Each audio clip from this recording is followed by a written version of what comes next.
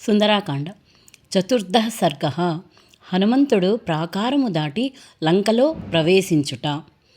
మహాపరాక్రమశాలి మహాభుజుడు వానర శ్రేష్ఠుడగు హనుమంతుడు కామరూపము గల శ్రేష్ఠ నగరముగు లంకనట్లు పరాక్రమము చే జయించి ద్వారము కానట్టి ప్రదేశమున ప్రాకారమును దాటెను.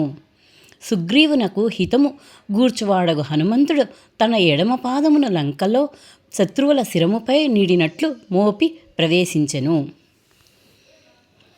హనుమ ద్వారమున పోవకుండుటకు 2 కారణములు. 1. లంకాపరాజయము రాక్షసులకు తెలియకుండుట.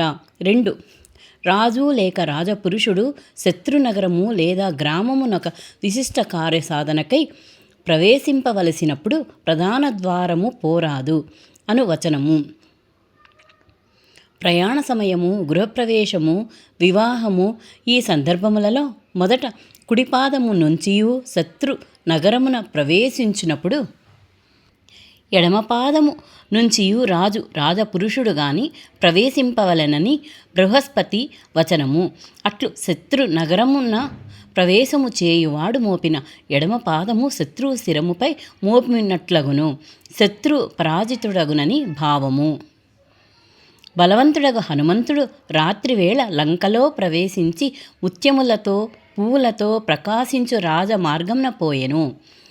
అతడట్లు రాజమార్గమును బట్టి సుందరమగు లంకానగరమున తిరుగజొచ్చెను. ఆ లంకానగరమున నృత్త గీతాది వాద్యధ్వనులు అట్టహాసములను బోరు కొలుపుచుండెను. ఐరావతము వలె తెల్లనై వజ్రము అంకుశమును పోలు సంస్థానములచే నిర్మింపబడిన మేలైన ఇండ్లతో కూడిన ఆ లంక మేఘములతో కూడిన ఆకాశము వలె ప్రకాశించెను. పద్మము స్వస్తికమను నిర్మాణ విశేషము గలవి, వర్ధమానమను లక్షణము గలవి, తెల్లని మేఘముల వలె నున్నవి, ఆశ్చర్యము గొలుపునవి అగు ఉత్తమ గృహములతో నా లంకాపురి అంతటను చక్కగా నలంకరింపబడి ఉండెను. స్వామి కార్యమును సాధించుటయను సంపదతో నలరారు హనుమంతుడు సుగ్రీవునకు హితము గూర్చువాడై రాముని పనికై తిరుగుచు విచిత్ర పుష్పమాలాలంకృతమగు లంకను చూచి దుష్ప్రవేశమగు లంకలో ప్రవేశింపగలిగితిని. కావున తప్పక రామ సుగ్రీవుల మనోరథ మీడేరునని తలంచి ఆనందించెను.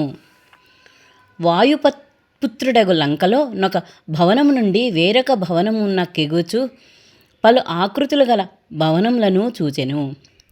రొమ్ము కంఠము శిరముల నుండి పుట్టిన స్వరములతో శోభిల్లు మధుర గీతమును స్వర్గమునంద అప్సరసల వలె మదవతులగు స్త్రీలు పాడగా వినెను. హనుమ మహాత్ములగు రాక్షసుల భవనములయందు స్త్రీల మణుల గృచ్చిన మొలత్రాళ్ల ధ్వనిని, అందెల ధ్వనిని, అందెలు ధరించిన ఆడువారు మెట్లెక్కుట వలన కలిగెడి ధ్వనిని, చేతులను వ్యత్యస్తముగా చేసుకొని భుజములను తట్టుట వలన కలుగు ధ్వనిని, సింహనాదములను, జపము చేయువారు పలుకు వివిధ వేద మంత్రములను వినెను.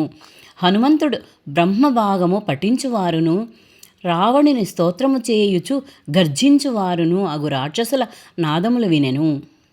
అతడు రాజమార్గం నావరించి నిలచిన పెద్ద రాక్షస సేనను నగరపు నడిమి ప్రదేశమున రావణుడు తన వారి వృత్తాంతము రహస్యముగా తెలిసికొనుటకు నియమించిన చారులనేకులను చూచెను.